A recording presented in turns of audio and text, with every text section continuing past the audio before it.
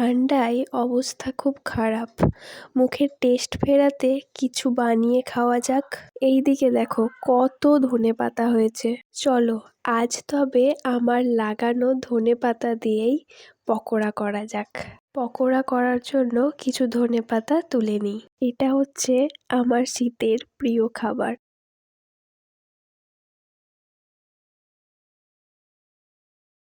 এবার আর কি বেসনে ডুবিয়ে লাল করে মুচমুচে করে ভেজে নেওয়ার পালা।